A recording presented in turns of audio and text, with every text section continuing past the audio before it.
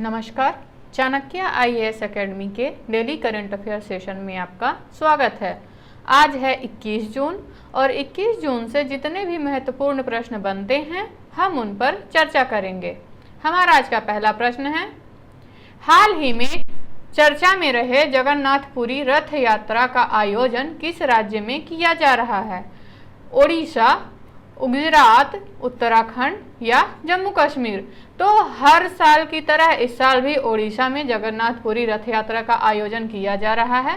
जगन्नाथपुरी रथ यात्रा ओडिशा के पुरी शहर में मनाया जाने वाला एक वार्षिक त्योहार है। इसका एक समृद्ध इतिहास है जो सदियों पुराना है। माना जाता है कि इस त्योहार की उत्पत्ति तब हुई जब भगवान जगन्नाथ की बहन देवी सुभद्रा ने पुरी जाने की इच्छा व्यक्त की थी। हमारा अगला प्रश्न देखेंगे, राष्ट्रीय पठन दिवस कब मनाया जाता है? 18 जून, 19 जून, 20 जून या 21 जून? तो अभी हाल ही में 19 जून को राष्ट्रीय पठन दिवस मनाया गया। राष्ट्रीय पठन दिवस पीएन पनिकर की पुण्यतिथि को मनाया जाता है, जिन्हें व्यापक रूप से केरल राज्य में पुस्तकालय आंदोलन के जनक के रूप में जाना जाता है।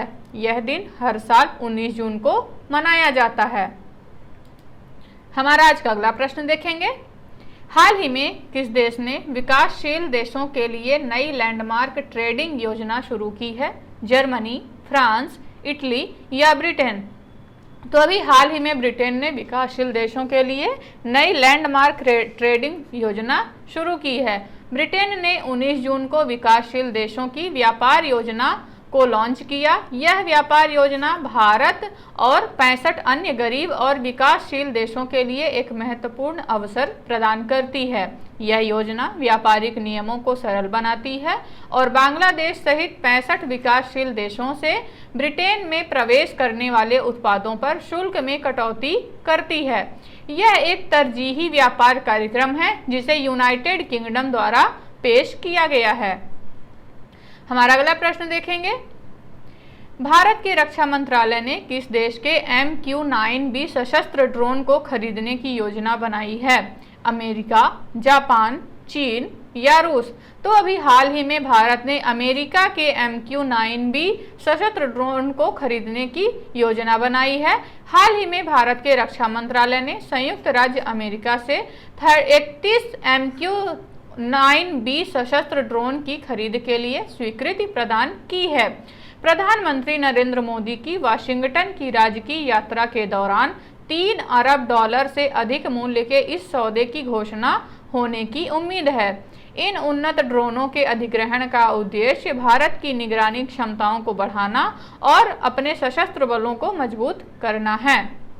हमारा आज का अगला प्रश्न देखेंगे, हाल ही में किस राज्य सरकार ने गोधन न्याय योजना शुरू की है? ओडिशा, उत्तर प्रदेश, मध्य प्रदेश या फिर झारखंड? तो अभी हाल ही में झारखंड सरकार द्वारा गोधन न्याय योजना की शुरुआत की गई है। झारखंड के कृषि मंत्री बादल पत्रलेख ने हिसार स्थित पशुपालन विभाग के सभागार में गोधन न्याय योजना का उद्घाटन किया। गोधन न्याय योजना के अंतर्गत पशुपालकों एवं किसानों की आय में बढ़ोतरी करने के उद्देश्य से उचित मूल्य पर गोबर की खरीदारी की जाएगी तथा इससे बायोगैस बनाने के साथ साथ जैविक खाद तैयार करने का कार्य किया जाएगा।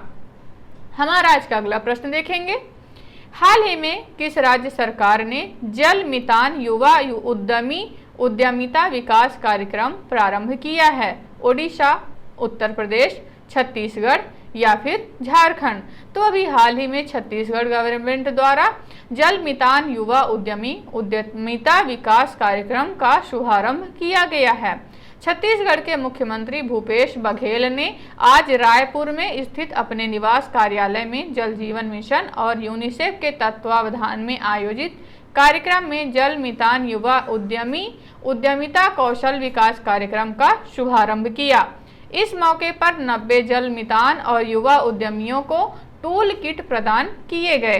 कार्यक्रम को संबोधित करते हुए मुख्यमंत्री ने कहा कि छत्तीसगढ़ देश का पहला राज्य है जहां जल जीवन मिशन के तहत पेयजल योजनाओं के संचालन और संधारण के लिए बड़ी संख्या में युवाओं को प्रशिक्षण दिया जा रहा है।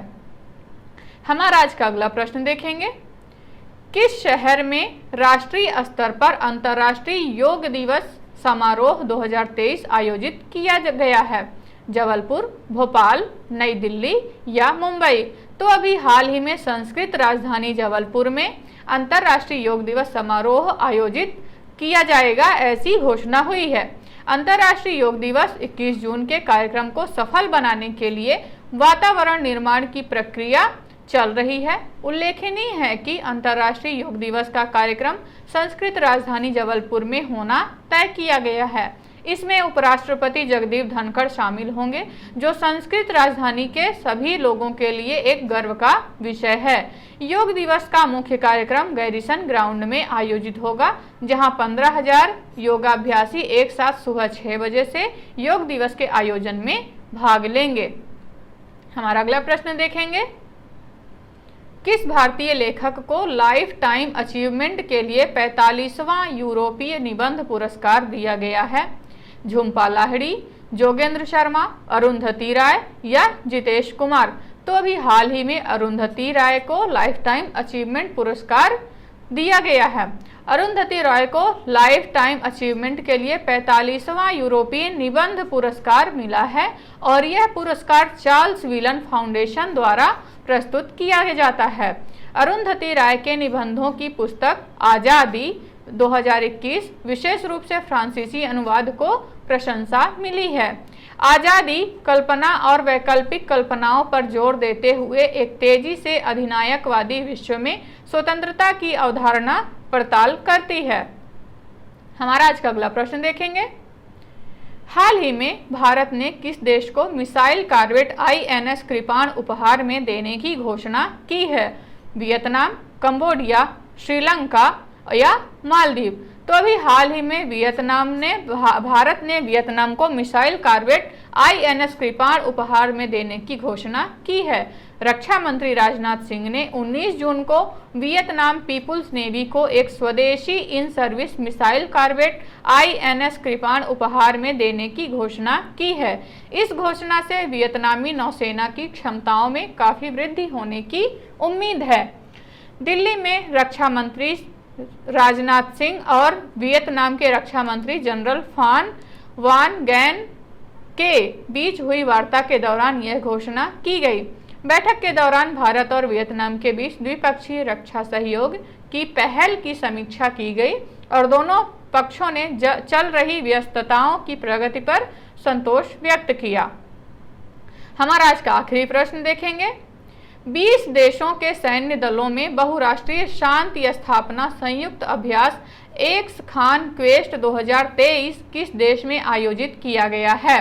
अमेरिका, चीन, मंगोलिया या फिर रूस? तो अभी हाल ही में मंगोलिया में यह अभ्यास आयोजित किया गया। 20 से अधिक देशों के सैन्य दलों और पर्यवेक्षकों की भागीदारी के साथ बहुराष्ट्रीय शांति स्थापना संयुक्त अभ्यास एक्स खान क्वेस्ट 2023 19 जून को मंगोलिया में शुरू हुआ।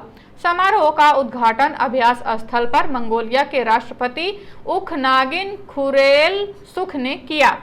यह अभ्यास संयुक्त रूप से मंगोलियाई सशस्त्र बल और United states army Pacific command द्वारा प्रायोजित है। भारतीय सेना का प्रतिनिधित्व गढ़वाल राइफल्स की एक टुकड़ी द्वारा की जा रही है। तो ये रहे आज के हमारे कुछ महत्वपूर्ण प्रश्न। इन प्रश्नों के बाइलिंगुअल PDF आपको हमारे चाणक्य IAS एकेडमी के टेलीग्राम चैनल पे प्रोवाइड कराए जाएंगे। तब तक के लिए हमारे साथ बने रहिए, चैनल को सब्सक्राइब करें और बेल आइकन दबाना ना भूलें। धन्यवाद।